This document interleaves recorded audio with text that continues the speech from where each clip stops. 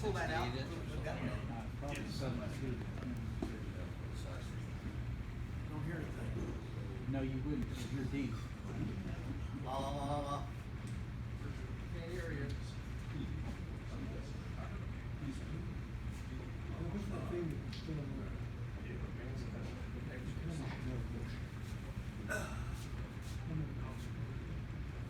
There's not a lot of signal degradation here.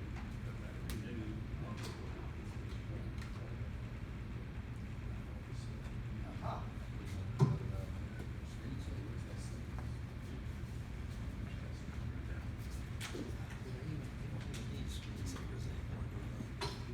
Okay, while Terry's getting set up there, I'm gonna throw one more thing out there from the treasurer's standpoint. Oh, my Lord. Last month, we didn't have a meeting, which complicated things, but this deal on this $900 deal on the repeater came up, and so we made a decision to kind of do a vote on the internet and sent out, I guess, ballots. As I recall, I heard we got 40-something responses, and they were all yes. But I feel we should probably, for the minutes, we should have a motion I'll just say a motion to go with the results of that poll on the internet to spend the $900. So moved. Second. All in favor? Aye. All right, so moved. Go ship it.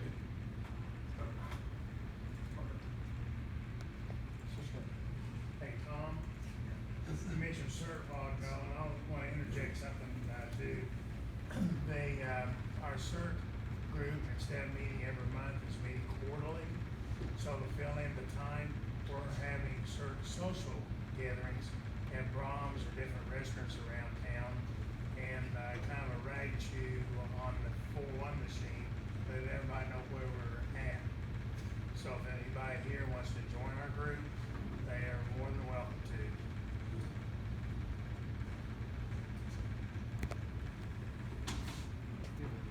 Wow, that's a big sign. Okay.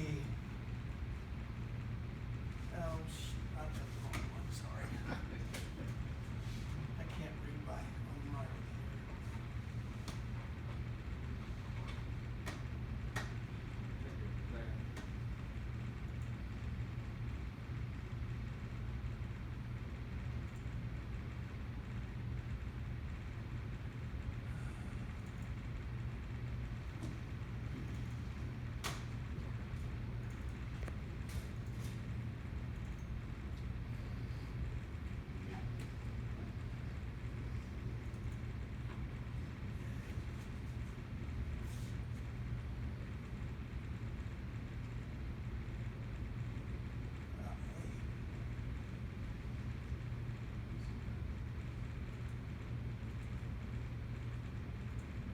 All right.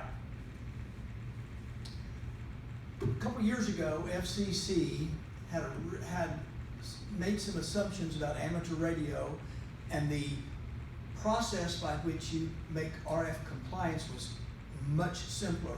Some guys up in Minnesota or Wisconsin or somewhere put together a little spreadsheet where you just plugged in a couple of real easy numbers, taking the FCC assumptions, push a button, and you got a real nifty little report that you can print out in any style you wanted. But that's the report that I printed out, and there's a lot of numbers there, and we'll see in a minute why it generates so many numbers. But you follow that in your log, and you were one and done. Well, FCC changed some of those assumptions so they are no longer exempt status.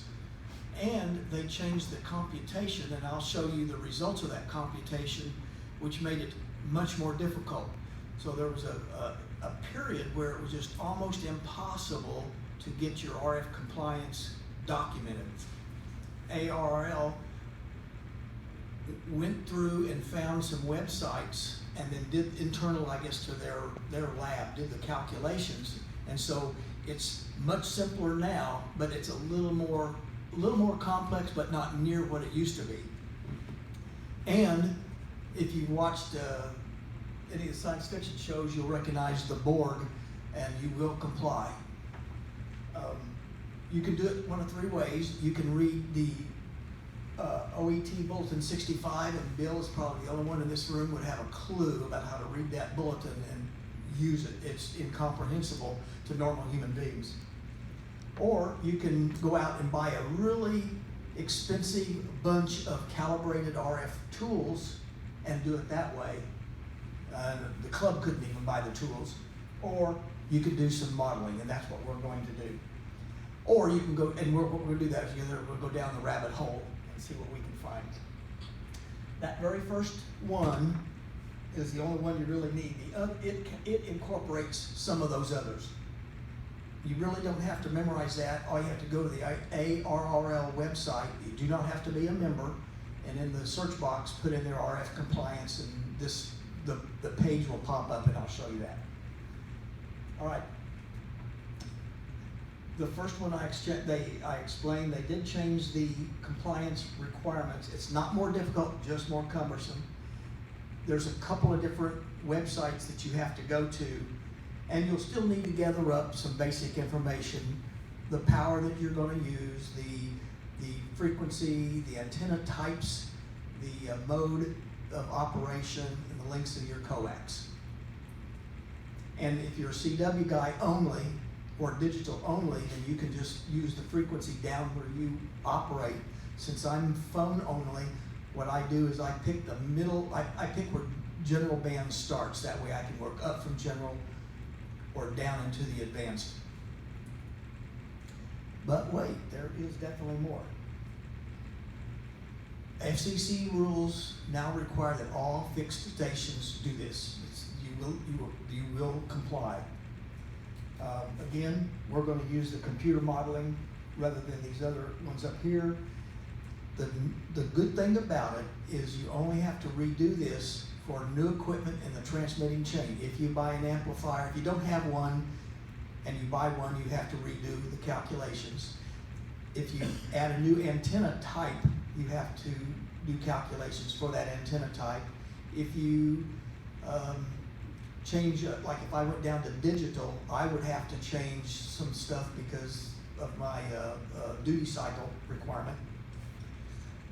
And if you have multiple coax strings that are interchangeable, in other words, if you've got a 50, a 75, and a 100, and you can use any of them, if you put several different antennas up in your backyard and you use any of those would work, you only have to do the shortest, because if it's longer, it's going to leak more. So if your shortest coax passes, then you don't have to do it for the longer ones for that same chain, because it's going to longer coax is going to leak. Now, if you change coax types, yes, Sam. So just real quick, you say you don't have to redo it if you've already done it. So there's the one I did a couple years ago with the little spreadsheet thing. Does that count? I'll cover that in a slide. You'll still need to get the same information, the coax links, the type of coax, the antenna, the duty cycle, the power of your transmitter. All right, this will be a rehash. This is part of, we just finished up the tech class, and the tech people, they had to be functionally aware of it to memorize some stuff for the test, but they didn't have to endure what you're going to have to endure about the calculations.